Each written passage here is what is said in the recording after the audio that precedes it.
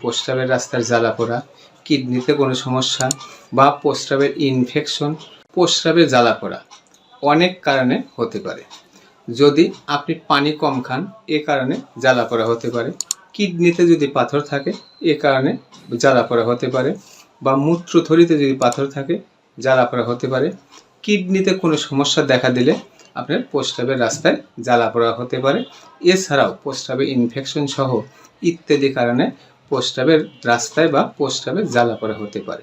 বন্ধুরা, যে কারণেই আপনার জ্বালাপোড়া হয়ে থাকে, অনেক ডাক্তার দেখিয়েছেন, অনেক ওষুধ খেয়েছেন, কিন্তু কোনোভাবেই প্রস্রাবের জ্বালাপোড়া দূর হয়নি।